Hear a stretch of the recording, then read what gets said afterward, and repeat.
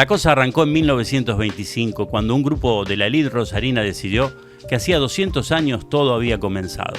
Basados en el relato de Pedro Tuella, decidieron que 1725 era el momento en que el origen rosarino había tenido lugar a partir de la llegada de Francisco de Godoy, junto a un grupo de indios calchaquíes que llegaban desde Santa Fe para poblar por primera vez la zona en la que después nacerá Rosario. Apoyados en aquel bicentenario, llega un siglo después este tricentenario de Rosario que nos abre la puerta a hurgar en la historia de la ciudad.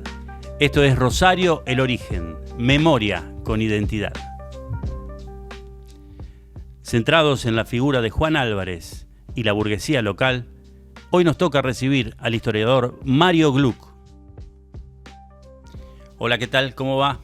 Acá estamos nosotros una vez más convocados por este tricentenario supuesto o pretendido tricentenario de la ciudad de Rosario, que nos habilita para hablar de historia, para hablar de identidad, para hablar de la ciudad de Rosario. Por eso, una vez más, convocamos a los que saben.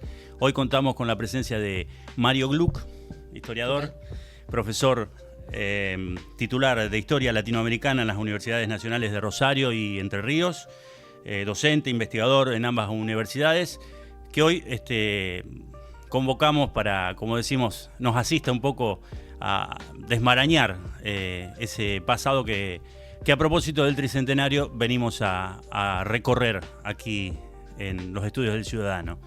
¿Cómo estás, Mario? ¿Bien? ¿Qué tal? Muy bien. ¿Preparado para abordar un poco? Sí, supongo que sí, no sé. No, voy a desarmar nada a nadie. No voy a desasnar a nadie de nada. Aparte, tampoco vamos a cambiar nada de lo que ya está establecido. La idea es un poco asomarnos a propósito, venimos charlando ya de la Rosario colonial, a propósito de Tuella convocando aquel 1725 como el inicio de todo, por decirlo de algún modo. Hablamos del bicentenario en 1925, de Tuella mismo, el primer cronista considerado así por muchos, cuestionado por otros, y quedamos detenidos en la charla anterior en la década de finales de la década del 30 del siglo XX, con alguien que un poco, nosotros decimos desarmar lo que está hecho, desarmar la historia, alguien que armó por ahí un poco la historia o que profesionalizó un poco la cuestión, no sé, dejó una mirada distinta. Estamos hablando de Juan Álvarez, que creo que, si se puede decir, no sé, yo considero así, que antes de Juan Álvarez era una cosa y después es otra. Por lo menos ese gran libro de Historia de Rosario viene a acomodar un poco los tantos. Sí, yo no sé si... A ver, Juan Álvarez ya era alguien de trayectoria antes de escribir ese libro. Es más, si a mí me dieran a elegir, no me parece el mejor libro de él. Porque, a ver, Juan Álvarez tenía un concepto de la historia como muy particular para la época en un sentido. Quizá en otra época anterior era una de las formas más comunes de hacer historia, que era tratar de no hacer una evocación del pasado, ni de grandes obras, ni de grandes hombres, sino tratar de entender el presente a partir del pasado. O sea, esa funcionalidad que él pensaba de la historia. Esto lo hizo desde la Guerra Civil de Argentina, en realidad desde el ensayo sobre la historia de Santa Fe que empezó, que para mí es el primero, pero es el segundo libro de él en realidad, pero es uno de los mejores. Uno de los mejores conceptualmente. Para la época no había mucha historia regional, había, pero poca. Pero aparte trabaja muy desde tratar de entender lo que era la sociedad de la época y la economía de la época. Él siempre trabajó de lo económico. De hecho, él, por ejemplo, da clases en la Universidad Nacional de Litoral en esa época, en la Facultad de Ciencias Económicas, Comerciales y Políticas, da clases de economía. Él nunca dio clases de historia. Una particularidad, y fue abogado, toda la vida fue abogado, más que abogado privado nunca trabajó, casi siempre estuvo, empezó como escribano y terminó siendo juez y después estuvo como procurador general de la Nación, en fin, tuvo toda una carrera judicial importante. Lo que hace él es tratar de hacer una síntesis, pero él tenía una preocupación por lo local muy clara. Si uno ve los archivos de él, hay un archivo del Museo de la Ciudad que son papeles de él y él viaja y anota cosas sobre cosas que ven en el exterior como podrían acomodarse a Rosario. Él era muy rosarinista en un sentido. Ahora, ¿cuándo y cómo escribe ese libro? Es todo un contexto. El libro es un libro muy político, habla mucho de economía, pero está escrito con nostalgia de una ciudad que él ve caer. A ver, la ciudad creció ya desde que se proclamó como ciudad, creció a partir del puerto. Estamos en la década del 30, cuando él escribe, el puerto cae muchísimo. Y no es el único que está preocupado por eso, porque se conformó toda una identidad alrededor del puerto, de la salida de cereales, una identidad comercial, la cosa fenicia, todo lo que ya sabemos. Y él dice, acá se está terminando esto. Se está terminando esto. Entonces, ¿cuál es la idea? Decir, bueno, yo quiero esto, ¿cómo fue esto? Y ahí construyo la historia de la ciudad. Es una historia de la ciudad para la época bastante particular, porque normalmente las historias de pueblo, de ciudades, hablan de quienes habían sido los prohombres del lugar, etc. Habla de eso también. Y esa es la parte más conservadora desde el punto de vista historiográfico de él. Pero también habla de lo que significó económicamente la ciudad y socialmente la ciudad. Entonces ahí hay un tema. Claro. Muy centrada, o sea, si uno podría decir, esa historia de Rosa está centrada en lo que en una época se llamaba intramuros. O sea, el centro de la ciudad, básicamente. Claro, sí. Extramuros están los brazos, o sea, la gente que trabaja. Y dice brazos, él no habla de trabajadores. Está la marginalidad, pero es algo que está por fuera de la historia de la ciudad. Y eso es una de las grandes limitaciones que tiene él. Una gran limitación porque ideológicamente él era muy conservador en ese momento. Anteriormente no. Claro. En ese momento tiene un momento reaccionario incluso. Te iba a preguntar por eso una cuestión que salta a la vista, por lo menos, da curiosidad a quienes son un poquito curiosos con la historia. El Juan Álvarez del primer censo, el Juan Álvarez de la Biblioteca Argentina, el de los afiches convocando a los obreros a acercarse a los libros. Después termina un poco más conservador en cuanto a esa mirada social, ¿no? Yo tengo una hipótesis acerca de lo que puede ser. Siempre hay alguien que piensa por una parte de la sociedad, aparte de pensar por sí mismo, ¿no?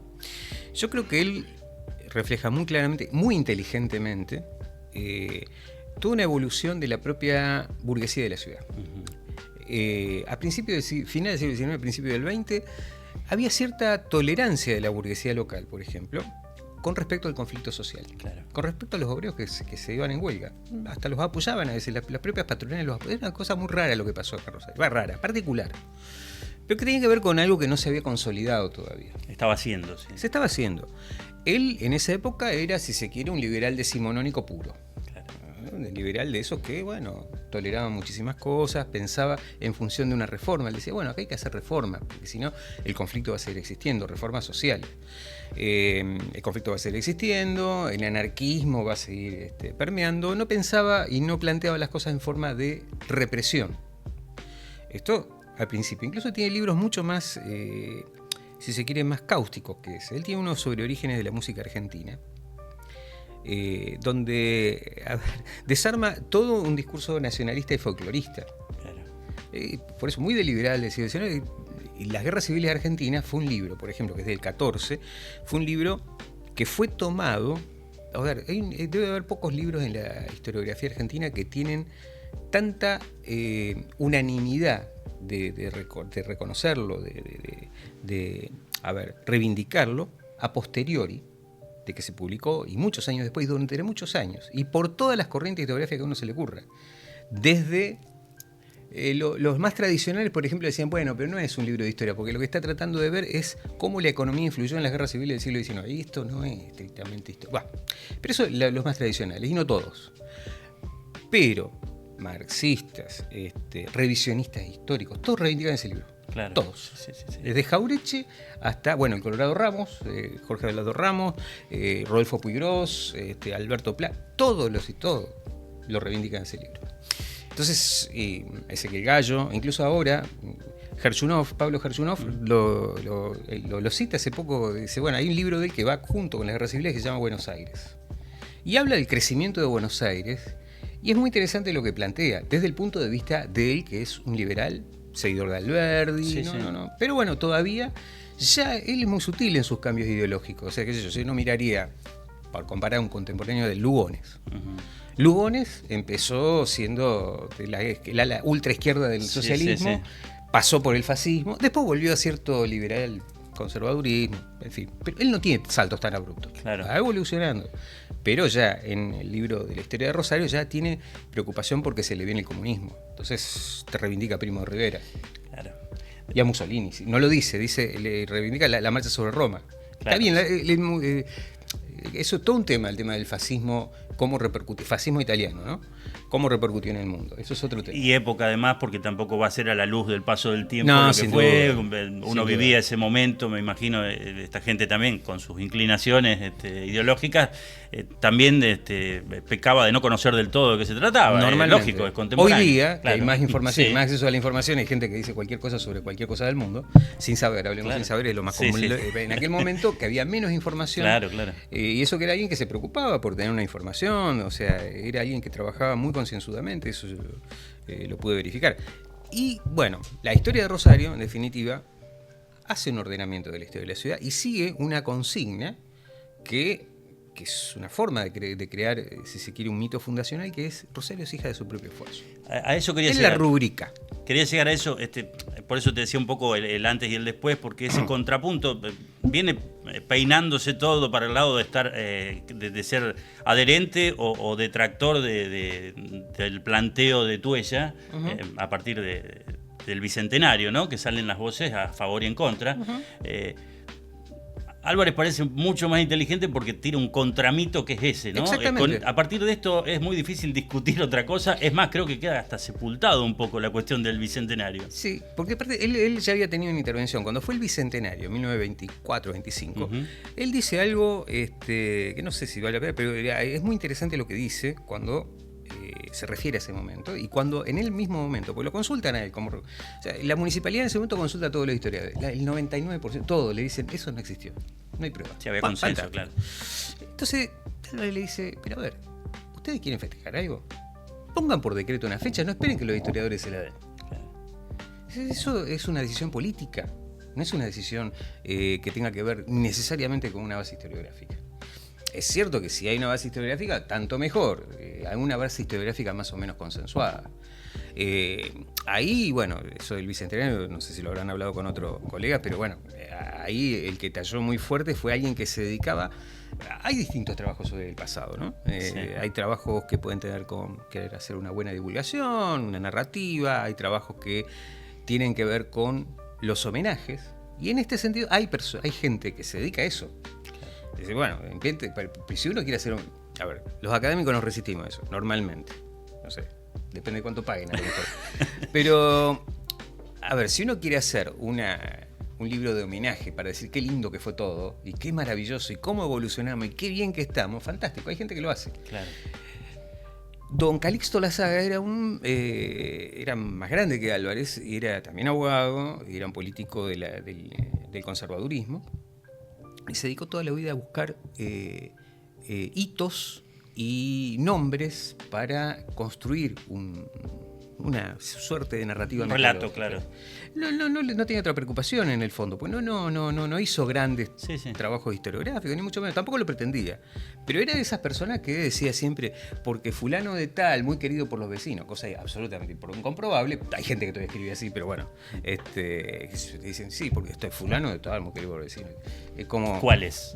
claro, qué vecino, Claro. en todo caso. Pero bueno, él hizo eso, él construyó la narrativa sobre el abanderado Grandoli en Curupaití. Claro. Pero es muy.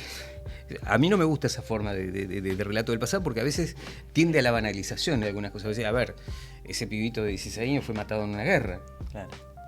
Una guerra que, bueno, por otro lado, una guerra donde el gran perdedor fue Paraguay y Argentina no se sabe bien, no está muy claro para qué se metió y fue en Paraguay tienen un odio terrible con la Argentina en eso. Me contaba una colega que investiga sobre historia de Paraguay que cuando fue el centenario, el 150 aniversario de la guerra del Paraguay, se había creado un videojuego donde el que ganaba era el que mataba más argentinos, basado en la guerra del Paraguay. Entonces, bueno, evidentemente no quedó en Lo la dice memoria todo, claro. como algo muy... Bueno, pero él entonces dice, la bandera de Grandoli, un pibito que fue acá, de familia, obviamente, y que murió. Y cuando cuenta que juntan plata para organizar el homenaje, Parece una reunión de tupper. De té, o de tupper. Es una cosa notable, Claro, digamos. claro. Escriben así, digamos. Entonces, bueno, él hizo todo eso. Él fue el que fundamentó esto del Bicentenario primero. Cuando consultaron a todos, dijeron, bueno, qué sé yo, ¿qué hacemos? Y el que resolvió el tema fue otro, que él era concejal, otro que era concejal, y dice, no, vamos a ponerlo por el lado de la iglesia. Entonces, 8 de octubre, el Día de la Virgen. Ya está, con esto lo resolvemos. Que es una forma de conciliación de un montón de cosas, porque lo que dicen algunos historiadores, con bastante tino, es decir, que en todo caso se construyó alrededor de esa parroquia, y ahí puede uno fechar a... En realidad va a decir... Álvaro va a decir, pues bueno, no, fueron las Mercedes de Luis Romero de Pineda que eran anteriores a él. Claro, claro. Bueno, para el caso es lo mismo. Lo cierto es que fundación, incluso también parte de una idea equivocada, de que se supone que todas las ciudades tuvieron fundador. No es así, la mayoría no tuvieron fundador. El fundador colonial, digamos. Sí, la foto, digamos, hoy. Claro, la mayoría fundador posando. No, porque eso era un proceso que se daba en determinados lugares, determinados asentamientos, incluso algunas que fueron fundadas y que después no quedaron en la nada. Santi Espíritu fue fundado. Claro. ¿Qué es Santi Espíritu? No es Rosario. Rosario, igual, qué sé yo, en Brasil, San Pablo no fue fundada tampoco. Muchas veces se la comparó por muchos motivos a San Pablo con Rosario. Río de Janeiro sí. Bahía también, va a Salvador, San Salvador de Bahía. Bueno, pero eso no quiere decir nada en el fondo. Te quería justamente ahora, repasando esto, esa importancia o no de lo que significaba tener fundación, en este contramito que dice que Rosario es fruto de su propio, producto de su propio esfuerzo, te quería preguntar si eso es algo que, digo, vos estudiaste a Álvarez, por ahí lo conocés, estudiaste en profundidad a Juan Álvarez. ¿Es algo que construye él, que él toma como algo propio o está basado en algunas otras voces anteriores? Sí, hay voces anteriores, no tan formalizadas, pero estaba circulando esa idea. Él lo toma, él hace una cosa muy particular. Lo toma, es para nuestra interpretación puede ser un mito, un contramito en todo caso, pero también es una hipótesis. Es una hipótesis a partir de la cual trabaja toda la historia de Rosario. Claro. Una hipótesis que tiene sus bemoles si uno lo lee hoy, decir, bueno, a ver, está hablando de la colonia, habla de emprendedor en la época de colonia. Es un poco exagerado, digamos eso. Pero lo busca atrás también, o sea, tiene esa tentación de buscarlo para atrás. Pero de todos modos, sí, es una hipótesis de trabajo que él la sostiene en todo el libro. Si uno contrastaría con investigaciones históricas acerca de cómo funcionó la economía acá, y más que relativizarlo, porque sin algún tipo de apoyo estatal no hubo crecimiento económico de ningún tipo, y menos en el periodo de la construcción del Estado Nacional. Esto en todo el país. Y en Santa Fe en particular, las ligazones con el Estado eran, porque, aparte si no, uno se preguntaría por qué todos aquellos que fueron grandes empresarios buscaron ligarse al Estado de una manera u otra. O sea, no es totalmente así. Pero a él le funcionó como para también ideológicamente plantear lo que él quería plantear. Es, el mundo se está viniendo. Por un lado, los obreros que son todos comunistas, algo totalmente equivocado, cuando era así, se nos viene una guerra civil. Él estaba muy preocupado porque para él iba a venir una guerra civil, tanto que eso lo llevó a aceptar un cargo político. Él dice que no era político, pero era un cargo político con el gobierno de Farrell. Claro. Esto es posterior, pero no mucho después. El libro se publicó en el 43, él lo terminó en el 39. Y en el 45, sí, 45 fue llamado para ser nombrado ministro del Interior y que arme un gabinete. Bueno, hay, a propósito, digo, hay cierta mirada, no sé si forzada o no, pero yo he leído por ahí, en algunos lugares se cita así puntualmente, todo relativizado también. Él sufre el peronismo. Totalmente. No, en eso yo encontré testimonios posteriores incluso también a esto. Bueno, él lo sufre porque de hecho lo bajan como Procurador General de la Nación en un juicio político que le hacen a toda la corte. Claro. Eso se lo hace el peronismo. Es muy curioso lo que pasa ahí, muy llamativo porque es el mejor tratado por la comisión de diputados con la comisión del Congreso que hace el juicio político. Lo tratan muy bien, lo respetan mucho. Dice, ¿cómo usted, que es tan inteligente, no se dio cuenta que en la calle había gente? ¿Cómo no se dio cuenta? Estaban sorprendidos, porque hay un historiador que falleció hace poco, que era Monte, me decía, él tenía una hipótesis que, bueno, ahora la puedo decir porque no lo quería decir nunca en público, pero que Perón lo había leído a Álvarez. Eso es fundamental, algo que es totalmente posible. ¿Por qué? Una de las ediciones de las guerras civiles argentinas fue editada por el Círculo Militar, en cuya comisión de publicaciones estaba Perón. Todavía creo que era teniente. Pero estaba entre los libros de Clausewitz y varias cosas para formar militares. Y Perón también tenía y él decía otra cosa, decía, Perón tenía una preocupación terrible, eso lo dice en el discurso frente a la Bolsa de Comercio, con una posible guerra civil. Nada más que los dos resolvían por distintos lados. Claro. Pero dice, para mí lo leyó. Puede ser que no sé, sinceramente no lo sé. Sea o no, es realmente posible. Es posible, es algo que dentro de lo hipotético, que es difícil de comprobar, porque obviamente uno no le puede preguntar a Perón, ahora si no le pregunté a Perón, lo leyó. Es cierto que fue un libro, La Guerra Civil Argentina, que fue muy leído y muy trabajado por muchos. Y editado fácil 6 o 7 veces, por distintos caminos. Pero fue editado muchas veces. Bueno, él estaba muy preocupado por eso. Entonces dice, bueno, voy para acá. Y el peronismo, obviamente, lo bajó. Lo bajó como bajó toda la Corte Suprema. Pero venía de otras cosas más, porque la propia Corte y él mismo habían... él no daba fallos, pero daba algunos dictámenes o vistas cuando durante el gobierno del 43 al 45 se hicieron algunas nacionalizaciones. Cuando se pusieron los tribunales del trabajo, él estaba en contra de eso. Ajá. Porque él fundamentaba desde el punto de vista liberal que no podía haber un fuero distinto porque fueran trabajadores. Bueno, en fin, había varias cosas. Entonces era un obstáculo para el peronismo. Y chao, lo sacaron. Y hay algunos escritos que están en el Museo de la Ciudad, unos escritos manuscritos de él que estaban dentro de un ejemplar de la Constitución del 49, donde él analiza distintas cosas de la Constitución y pone cosas así muy así manuscritas, donde dice cosas de peronismo. El peronismo es como una especie de burguesía avergonzante, dice un montón de cosas. No le gustó para nada. No le gustaba, claro. No le gustó para nada, claramente. Bueno, aparte ya era un hombre grande, en fin, ya estaba en otra dimensión de las cosas. Te quería preguntar, a propósito también, siempre atándolo un poco más a esta cuestión de Tuella, ¿no? Porque Tuella un poco el faro, el disparador de todo el gran debate, el gran lío, que por supuesto superado desde el principio por todos los académicos, pero que no nos interesa no perder de vista. Entonces, te quería preguntar, así como la relación y el propio Tuella son observados de distintas maneras a lo largo del tiempo, digo, no es lo mismo como lo veía Carrasco, por ejemplo, o Ceballos, Stanislao Ceballos, o los Carrasco, que como después lo vio Juan Álvarez, como lo veía Manuel Cervera, como lo veían otros historiadores. Sí. Te quería preguntar, en el caso de Juan Álvarez y de Historia de Rosario, ¿también atraviesa el resto lo sobrevive una Historia de Rosario a distintas generaciones que lo miraron de distintas formas a Historia de Rosario? ¿A la Historia de Rosario? Sí, pero, o sea, curiosamente es el libro sobre el que menos comentarios hay. Ajá. A veces. Sinceramente no desconozco por qué, pero, o sea, a ver, es como decir, tiene sus cosas, digamos, cosas que hoy día habría que revisarlas, pero para el momento que lo escribió fue un gran libro porque está hecho por un intelectual muy fuerte.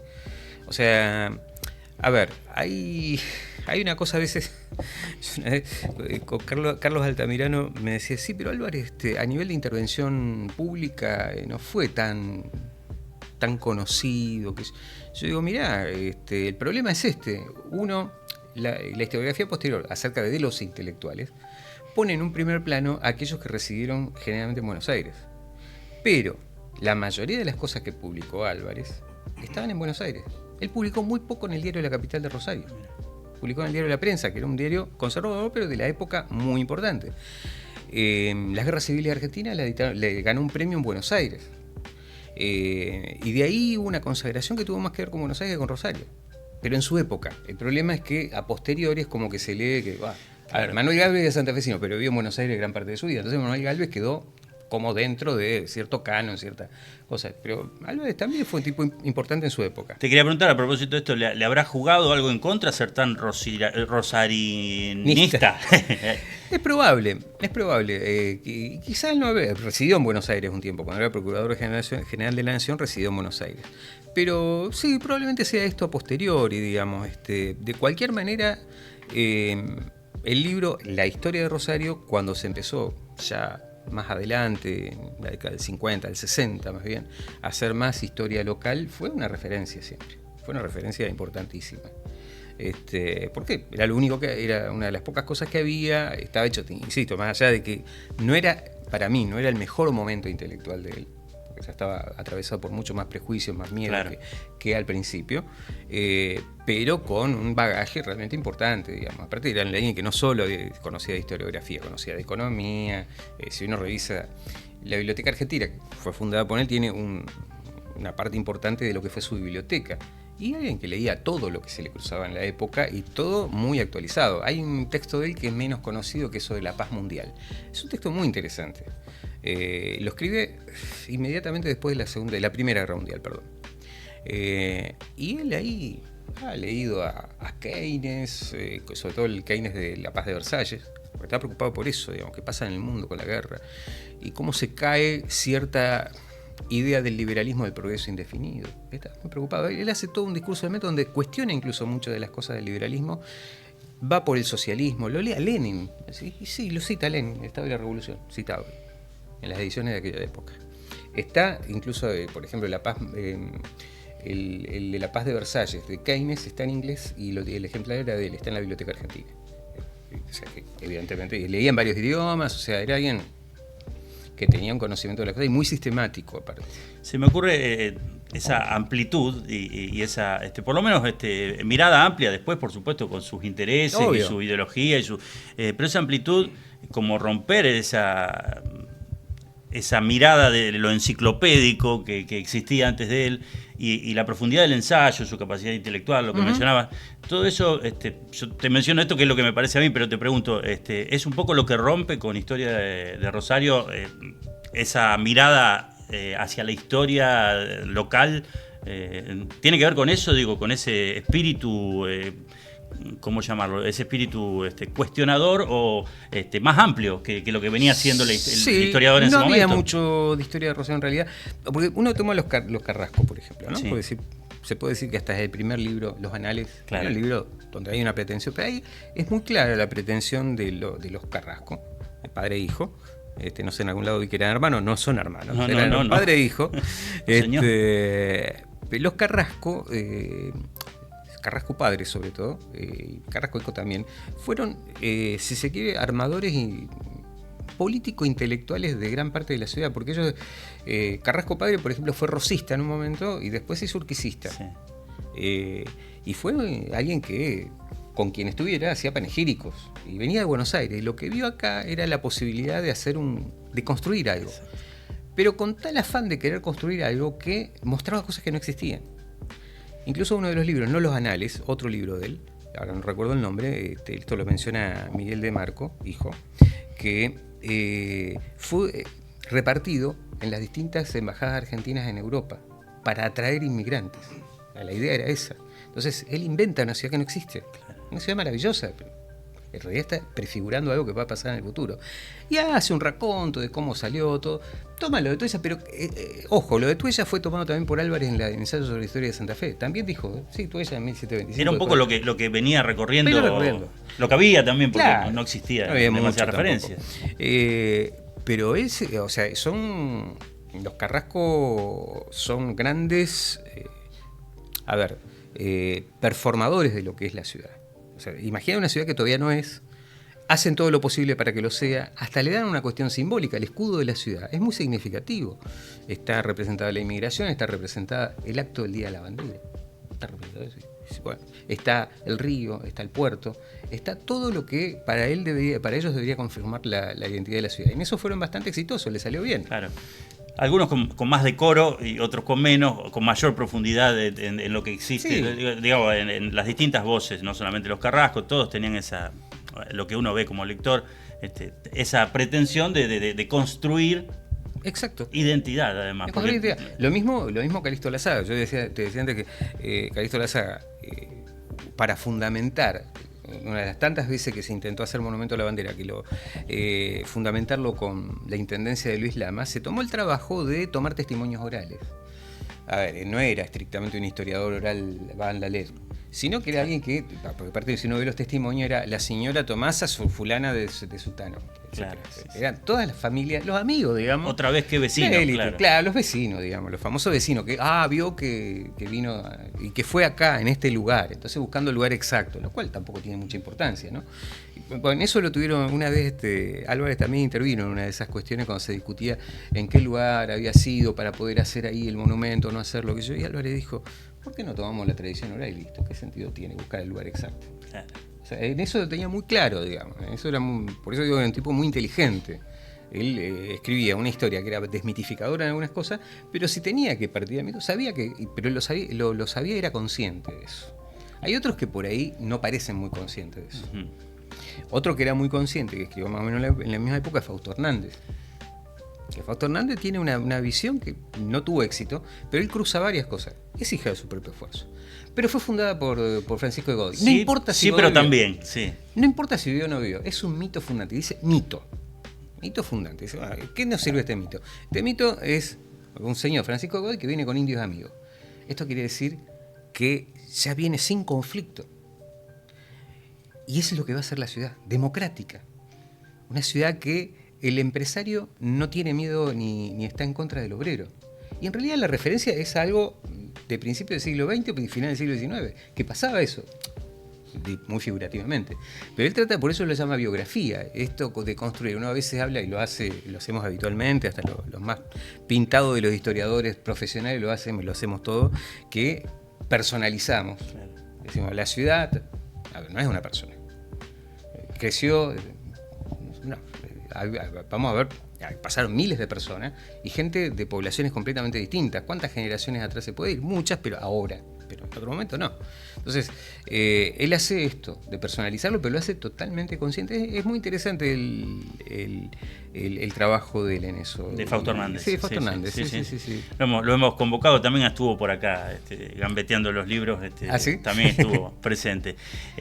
Justamente por eso la cuestión del mito, ¿no? Que se ha agregado esa magia que nadie puede cuestionar tampoco. Pero por supuesto, no, pero... O sea, dice, bueno, si Roma tiene Rómulo y Remo, que no existieron, ¿por qué no podemos tener un Francisco de Godoy? Lo que pasa es que cuando vos decís ya que esto es un mito, en la modernidad queda mal. Claro, o sea, no funciona. Funciona el mito si tiene algún sustento. Claro. Si no, no funciona directamente. Tanto que el Bicentenario, bueno, ahora se volvió a resucitar, pero en el 150 te puedo asegurar que nadie leyó. O sea, 150. Sí. En el 75 hay una notita en el diario La Capital, muy cortita, que dice... El Bicentenario mentiroso, una cosa así. Aparece ahí como un... Pero como breve, un detalle así, digamos, de color incluso. Bien, quería abordar esto a propósito de esta interesante configuración necesaria de todo aquel que se asoma al pasado, desde sus intereses, desde su particular mirada, persiguiendo, como decíamos lo de Álvarez, una ciudad que veía caer. El relato triunfal en general, sin poner nombres, siempre, hablando de la identidad también, tiene que ver con la élite. Digo, lo queríamos abordar y yo te lo comentaba fuera de micrófono. Hay una Rosario construida, o una historia, una identidad rosarina de cartel, de primer nombre, construida desde la alta sociedad, digamos. Sí, sin duda. Pero aparte porque eran los que podían hacerlo, claro, en un sentido. Después, a ver, ¿hubo contra o cuestionamientos? Sí hubo. Yo no detecto, no son fáciles de detectar a veces. Pero en el mundo letrado mismo, si uno, por ejemplo, a mí me llama mucho la atención que hubiera casi al mismo tiempo, entre el 38 y el 40 y pico, y hasta el 50 incluso, varios libros sobre la ciudad. El de Álvarez, Fausto Hernández, que recién lo mencionábamos, más adelante, un tiempo más adelante, Ángel Guido. Pensaba en eso, sí. La ciudad del puerto petrificado. Y alguien que yo cuando investigué sobre él no lo había tenido en cuenta, pero Rosa Bernique. Rosa Bernique es la única que dice, miren, acá en la ciudad hay otra cosa. Fíjense en el basural que está allá. Miremos extramuros, y se va. Y va y escribe una historia realmente muy impactante porque se ve que conoció gente del lugar. Y relata, digamos, lo que sufren los sectores populares. y se quedó colgando, está en un basural, literalmente. Te iba a preguntar justamente por una voz disonante con esa construcción de Lid y la de Rosa, Rosa la Bernique, compañera de Banzo, ¿no? Claro. Rosa Bernique, que no era de acá. Dice, muchachos, miren esto. Acá está esto. Y lo dicen en la novela, es notable, digamos, porque es como que no se refiere directamente, pero dice, bueno, miren esto también está. También lo hicieron Berni, los pintores, pero claro, no desde la literatura. Sí. Que en realidad era pobre, en realidad, todavía la literatura. Acá hay otro libro que es contemporáneo, que es el de Mateo Bos. Claro. La ciudad cambió de voz. El peor libro de él. Es espantoso. A ver, el libro de Ángel Guido también es horrible. Pero, a ver, como literatura. Pero tiene una particularidad. Trata de novelar la historia de la ciudad a partir de, como diría un colega mío, Oscar Videla, dice, él toma una especie de tipo ideal de burgués. Mezcla muchos personajes reales y un tipo que viene inmigrante con una mano detrás adelante, que trabaja como empleado y después se convierte en millonario. Que es un poco la leyenda la referencia que existe de muchos prohombres rosarinos, sí. Dependientes de almacén que hacen fortuna. Que hacen fortuna.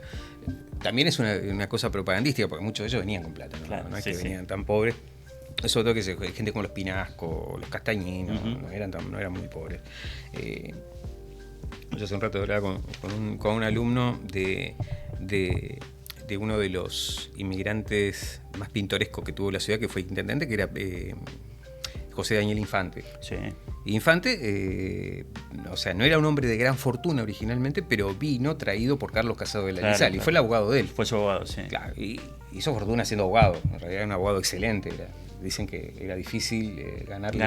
Cuando él hacía un pleito, por insistidor, no se sabe bien por qué, pero ganaba. Entonces, bueno, sí, vino con cierta fortuna. Álvarez, por ejemplo, el padre, también era español, pero no hizo ninguna fortuna, no tuvo ni casa.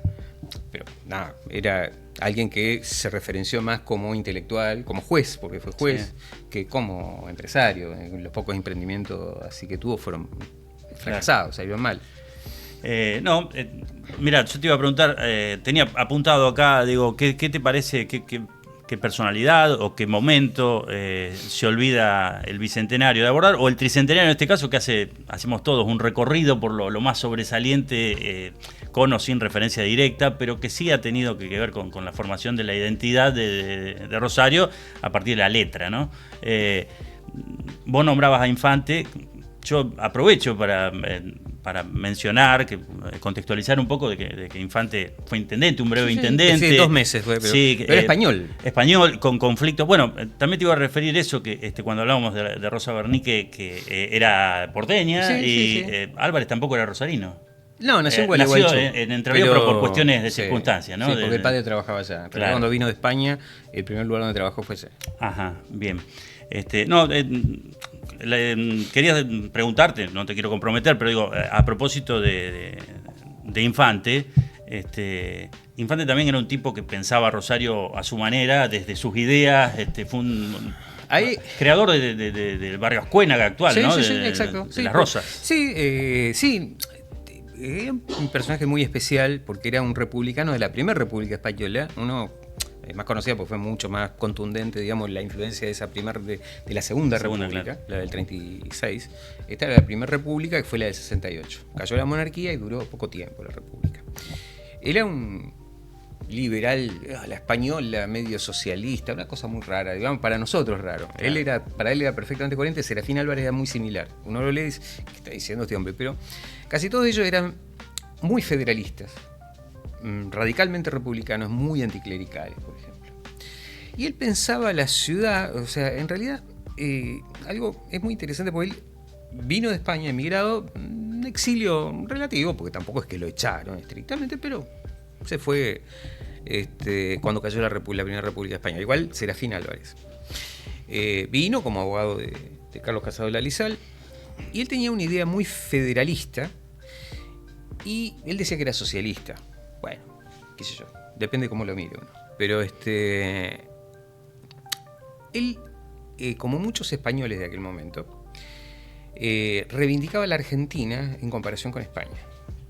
La Argentina era lo moderno, lo que iba hacia adelante, lo que iba... En cambio, España era un país atrasado, lo cual era cierto también. Él por ejemplo, trata de volver a España y escribe un libro, escribe muy mal Infante, pero es interesante el libro que escribe porque habla de reemigración, porque él es un reemigrado, claro. Va, viene y vuelve, pero encuentra una España clerical, una España atrasada, con unas corporaciones y gremios medievales, con gente bruta. Es horrible España, espantoso, espantoso. En cambio la Argentina es una visión muy inversa a lo que más de una vez se decía, gente que iba a emigrar a Europa, ya en el siglo avanzado del siglo XX, sí. Y que decía, acá tengo los trenes bárbaros, tienen tanto de en Argentina una porquería, hay huelga, esto, aquello. Bueno, él decía lo mismo de igual, España, pero al revés. Sí, es muy notable, muy interesante, digamos, desde ese punto de vista. Y él estaba muy entusiasmado con la Argentina. Y bueno, lo que pasa es que como intendente intentó 2 medidas que no varias en realidad, pero hay 2 que fueron cruciales. Una quería hacer una avenida central, que eso también fue un proyecto de Guido posterior, pero que nunca se puede hacer, que es expropiar las manzanas que están entre Córdoba y Santa Fe, desde donde está la municipalidad hasta por lo menos lo que hoy día es Oído de Lagos. Claro. Y seguir. Las famosas diagonales, esa la del proyecto. Y diagonales, de diagonal, y cruzado sí. por diagonal, pero esa es la avenida central. Ajá. Inviable, absolutamente inviable, porque los terrenos más caros estaban ahí. Claro, claro. ¿Dónde va a pagar? ¿De dónde sacar la plata para esto? Bueno, eso apoyó una huelga de municipales y quiso estatizar los prostíbulos también. Entonces ya era mucho, digamos. Demasiado. Lo sacaron. Pero aparte había hecho toda una trapisonda muy también de esa época, ¿no? Que no era el único que lo hacía. Él decía que era socialista, primero estuvo con lo que sería la democracia progresista y después se fue con los radicales. Claro. Bueno, nadie se lo perdona, ni los radicales ni los demócratas progresistas. Entonces quedó ahí como. Sí, terminó cortado, fallida, como una intendencia fallida. Pero estrondosa, digamos. Se hacía ruido, aparte, hizo claro, ruido. El loco, le decía. El loco, sí, claro, el loco Infante. Sí, el loco Infante. Pensaba en otros factores que pueden haber construido Rosario a partir principalmente del siglo XIX, ese rico siglo, la segunda mitad del siglo XIX y los comienzos del siglo XX. Y tratando de no olvidarnos de nada que quede fuera del tricentenario o de la charla a las que nos habilita el tricentenario.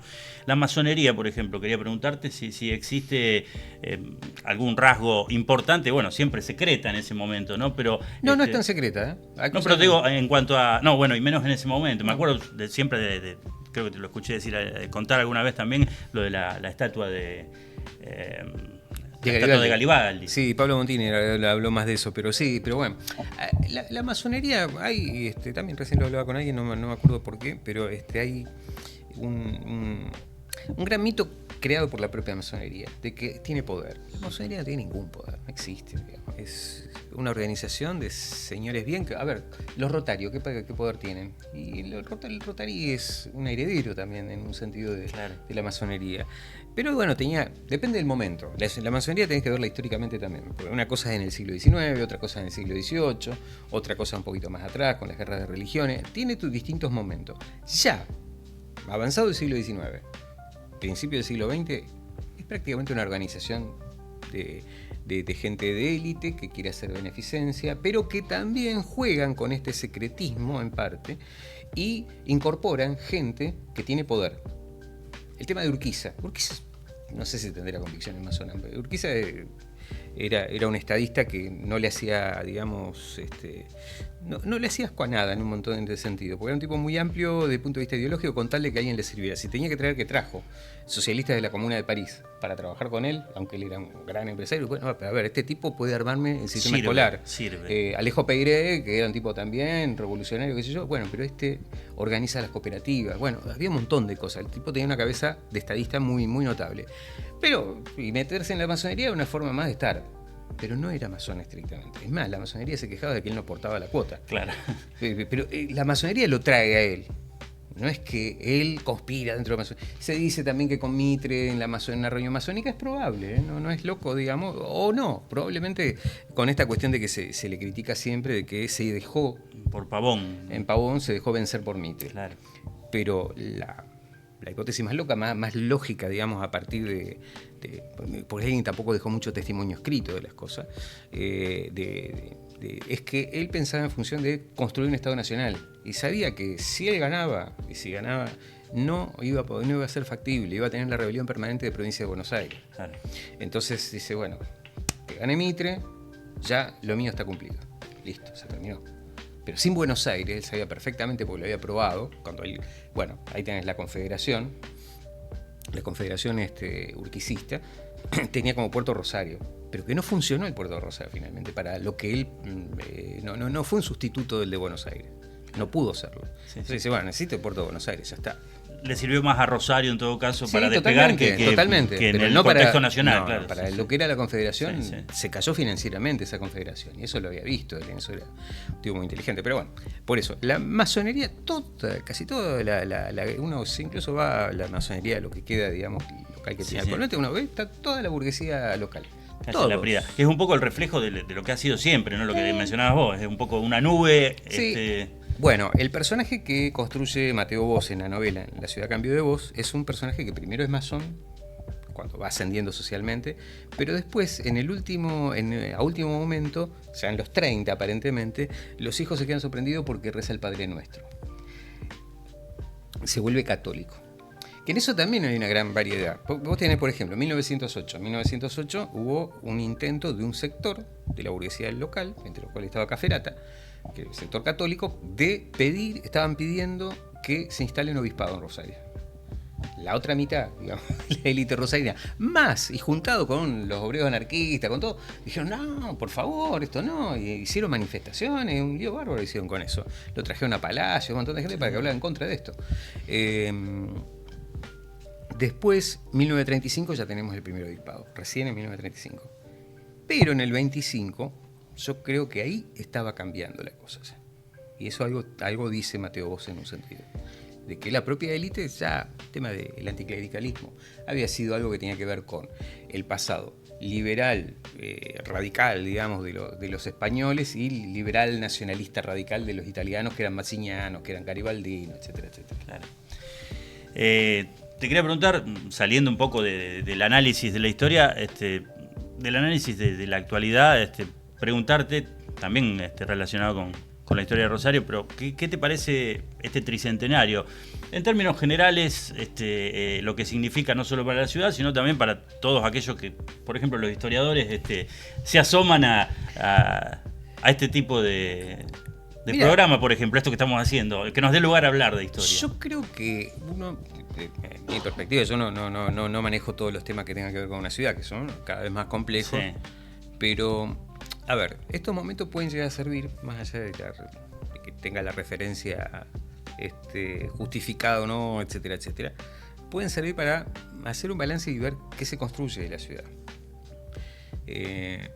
Yo particularmente, de lo que hemos hablado y que he tomado como eje, Alba, esto que te decía de la historia centrada en intramuros, yo creo que hay que discutir claramente, digamos, qué ciudad tenemos y no pensar la ciudad solamente por intramuros. Lamentablemente no escucho mucho de buscar una integración incluso desde lo simbólico del resto de la ciudad. Acá hay 2 o 3 ciudades en Rosario que no se conocen entre sí, que están a veces enfrentadas larvadamente porque hay violencia de por medio, pero hay gente que vivió toda su vida en el centro y lo que pasa en Barrio Las Flores es como que es otro mundo. Ahí es donde yo apuntaría, me gustaría que se discutiera eso. Porque, bueno, vamos a discutir esto, bueno, cómo se integra desde el punto de vista simbólico y desde el punto de vista social, obviamente, primero, porque si no vamos a tener 2 ciudades y eso, por más que sean las mejores políticas de seguridad, no se resuelve solamente con políticas de seguridad. O sea, si el de Barrio de las Flores cree más o menos que el que está en el centro es un extranjero y que lo puede matar sin ningún problema, bueno, va a seguir así esto. Va a seguir así, insisto, por más que metas 20.000 policías. Hay gente que no le importa morir en un punto. Entonces, bueno, hay que tratar de pensar y que todos pensemos un poco eso. Y pensarlo con distintas estrategias. No estoy en condiciones de decir cuáles exactamente, pero una cuestión de buscar esa ciudad más inclusiva y pensar que bueno, puede haber distintas referencias, distintas identidades que convivan en una ciudad. Pero siempre y cuando pensemos en eso, digamos, porque si no decimos, sí, quiero reactivar el centro de Rosario, fantástico, no lo discuto. Ahora, ¿Qué pasa en lugares que están... ¿Qué pasa con el Saladillo? ¿Qué pasa con Barrio La Flor? ¿Qué pasa con lo que era Las Delicias? ¿Qué pasa con lugares que tuvieron un tipo de funcionamiento específico y una identidad particular, como por ejemplo el barrio Asindar, que tenía una identidad de obreros industriales? No hay más esos obreros industriales. Entonces, bueno, ¿qué es lo que hay que hacer ahí? ¿Qué se puede hacer ahí? Para que no quede como una isla ese lugar. Porque ese lugar, yo estoy seguro que hoy por hoy nadie que viva en Fisherton se le va a ocurrir, por más que tenga un pariente allá, de salir de noche de allá solo. Digo, son muchas cosas. ¿Cómo...? Que tienen que ver con el transporte, con la salud, con un montón de cuestiones. En ese sentido yo creo que habría que pensarlo. No es la primera vez que aparece esto de la ciudad dual. Yo todavía no lo terminé de cerrar, pero estaba tratando de ver también este tema, cómo en el tiempo se prefiguraron distintas ciudades. Hay uno de los tantos mitos de Rosell, la capital del peronismo, ese se perdió, París. Se perdió, entre otras cosas, probablemente porque nunca ganó el peronismo desde el 84 para acá, 83 para acá. En realidad ganó una sola vez el peronismo, que fue en el 73, porque los otros eran intendentes puestos por la provincia. El único intendente, Ruggero, estamos Ruggeri fue el primer intendente electo puro, claro, y electo por la ciudad, peronista. En esa época, desde la intendencia, desde el consejo, se hizo toda una serie de estrategias que tienen que ver con la identidad también, ¿no? Una de ellas fue cambiarle el nombre, la calle 25 de diciembre, porque hacía referencia en realidad al levantamiento de Urquiza, por Juan Manuel de Rosas. Bueno, vamos por ahí por el revisionismo histórico. El concejal Venecia, que era peronista, dijo, vamos por el revisionismo histórico. Después hubo otras cosas más. Héctor Nicolassini, cuando empieza a escribir, y Elpi juntos, pero es más Cini el que tiene una perspectiva ideológica clara, peronista, ¿no? O por lo menos tributaria, un poco de eso, que decide escribir, bueno, uno con Yelpi y otro él solo, dos libros donde toman tema que a Albanese se le hubiese cruzado como tema histórico. Y no está muy bien que lo hayan hecho, ¿no? Más allá de uno podrá criticarlo y sí. Eso, pero introdujeron el tema, decir, bueno, vamos a hablar de la delincuencia, vamos a hablar de la mafia, vamos a hablar, más allá de que, insisto, hoy si uno mira otras investigaciones, se exageraron quizás un poco el tema. El año imperio de Pichincha. Un poco más modesto que un imperio, era eso, bastante más modesto. Que había explotación, sí, había explotación de la mujer. Que había violencia, la había. Que existió la mafia, sí existía, pero no era la mafia de Chicago, ojo, ni la de Nueva York. Nuestras mafias en la Argentina, las mafias en un sentido estricto, son incomparables con aquello. Son otra cosa. Levísimo, sí. Otra cosa porque también tiene que ver con el patrón, con la forma en que se constituyeron las colectividades acá y en Estados Unidos. En Estados Unidos funcionó mucho lo que se llamó el Padrón System, que es un sistema de padrinazgo que no solo es la mafia siciliana, porque por eso en Estados Unidos también está la mafia irlandesa, la mafia... No son mafias estrictamente porque no es siciliano, pero tiene una forma de organización donde incluso está incluida la violencia y está incluido ciertos cerramientos en ciudades que tienen sus propios guetos. Está el barrio tal. Bueno, Argentina no es así. Entonces fue muy reducido ese tema de la mafia, muy pequeño, y fue estrictamente delictiva. Pero bueno, más allá de eso, Cini y Elpi introducen el tema, lo meten. Dice, bueno, acá hay que discutirlo también. Esto en el 74-75 también. Y también introduce el tema de la cuestión de la capital del peronismo a partir de la resistencia que hizo Villa Manuelita a la caída de Perón y posteriormente cuando acompañaron al levantamiento de Valle. Que hay también una historia muy curiosa. Le ponen nombre a una calle. Ahí, eso, cuando poner nombre a la calle tiene que ver con estas cuestiones identitarias. Más allá de que, claro. Sí. Generalmente la referencia se pierde porque la calle tiene un sentido utilitario, ¿no? Pero hay un pasaje cerquita de acá que se llama Lugand. El general Lugand fue un hombre que estuvo con Valle. Se levantó con Valle y se levantó con la gente de Villa Manuelita. Esto en 1956. En 1955 fue el interventor militar de Rosario con el golpe de Estado que hizo tirar todas las estatuas y los nombres de las calles y todo lo que tuviera que ver con Perón y Evita. El mismo. Hablando de contradicciones. No sé si contradicciones. Yo la verdad que nunca lo pude escular esto de este hombre. Porque pasó una cosa, no sé. O sea, por favor, todos sabemos también que apoyó el 55 y después... Sí. No es raro esto. No es raro. No es raro, esto ya es un tema viejo, hasta Borges lo planteó en la década del 40 con el tema del traidor del héroe. O sea, el héroe que se transforma en traidor, es un héroe, que es traidor, pero muere como héroe. Este hombre hizo eso. Ahí pueden funcionaron muchísimas cosas que tienen que ver con que el primer golpe de Estado del 55 estaba encabezado por Lonardi, que era de todo un grupo nacionalista católico, y probablemente él lo haya sido. De hecho, el levantamiento de Valle no fue totalmente peronista, o sea, fue un levantamiento también de muchos militares que eran nacionalistas católicos y que veían perder su lugar o no ganar ningún lugar cuando entró Rojas y Aramburu y lo sacaron a Lonardi. Entonces, ahí fue una interna militar también. Pero bueno, lo cierto es que quedó como un héroe de la resistencia peronista en Rosario. Y en realidad fue uno de los pocos momentos. Y ahí, lo que sí, la resistencia peronista, ahora hay gente que lo está investigando y realmente hay trabajos muy interesantes sobre la resistencia peronista en Rosario. La resistencia peronista empezó a adoptar algo que Perón no había adoptado, que era el revisionismo histórico. Perón no era revisionista mientras estuvo en el gobierno. La resistencia empezó a adoptar el revisionismo histórico.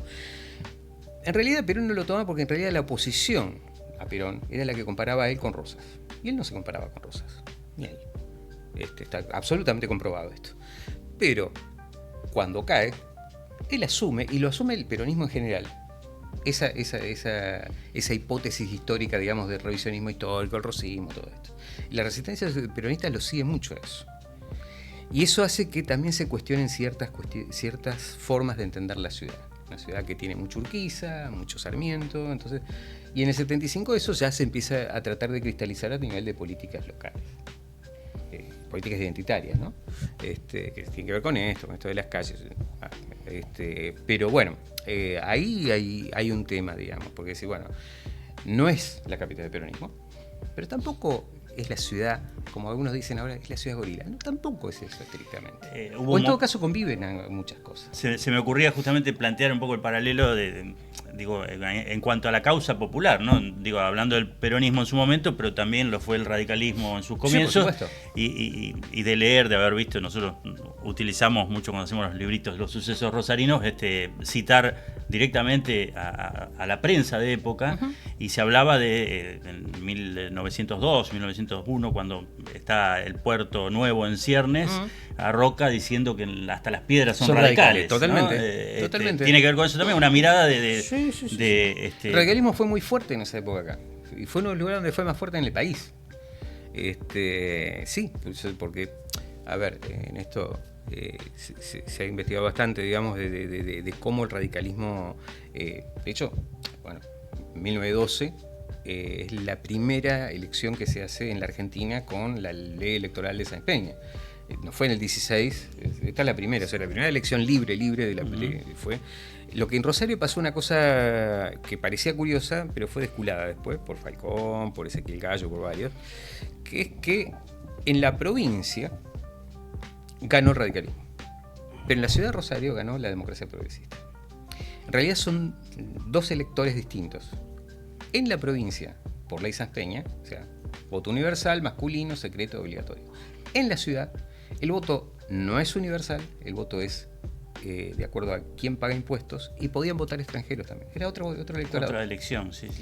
Y cada uno apuntó a un lugar distinto, en realidad, el radicalismo y la democracia progresista, que en realidad la Liga del Sur, la democracia progresista, claro, viene de la Unión Cívica Radical originalmente, porque fue la pelea de Lisandro de la Torre con Irigoyen. Entonces ahí se dio una cierta dualidad, digamos, porque mayoritariamente los sectores populares votaron al radicalismo y sectores más de la élite votaron a la democracia progresista. Lo cual no quiere decir que no hubiera sectores populares que votaran a la democracia progresista también, ¿no? Es relativo eso. No, y me acordaba, digo, Alem mismo en Rosario 1893, un poco parapetándose con Rosario como el último bastión de su idea intransigente, que no fue después del todo igual con el correr del radicalismo. Ni hablar de cómo siguieron los tiempos. No, bueno, pero fue negociable. Lo que pasa es que era una negociación totalmente factible. O sea, conducía a eso, sí, es innecesario, claro. Probablemente, porque el objetivo valía, bueno, vamos a dar elecciones libres. Hay un sector del gobierno que quiere también armar algo distinto, en fin, entonces colaboraban en ese sentido. La negociación de Irigoyen, que a Alem no le gustaba, pero y Rosario fue epicentro de estas grandes revoluciones radicales. Claro. Fue uno de los lugares más importantes. Claro. Y ahí convergieron cosas rarísimas, aparentemente, cosas que no necesariamente volvieron a converger. O sea, extranjeros, muchos extranjeros, que estuvieron que contribuyeron mucho a la reforma del sistema político, también sin proponérselo los obreros anarquistas. Porque ellos no se proponían cambiar el régimen político, querían cambiar toda la sociedad, pero bueno, las huelgas y un montón de otras situaciones en las cuales ellos intervinieron que convergían con las luchas de los radicales. Para agregar también, digo, yo voy siguiendo el trazo, digo, en 1905 una revolución que fracasa también, sí. Que se habla de que si participó o no, si porque no participó, hay una mirada que porque no participó el anarquismo o los obreros, la fuerza obrera, los sindicatos en realidad, en ciernes, formándose, sí. No fue que pudo prosperar esa revolución. Hay una cuestión ahí, ¿no? Y algunos participaron. Claro, participaron. Sí. Y, o sea, y hay dirigentes radicales que venían un poco del palo anarquista también. Eso también pasó. Y Irigoyen supo captar también gente que venía del anarquismo. Acá el radicalismo santafesino, esa cosa tan...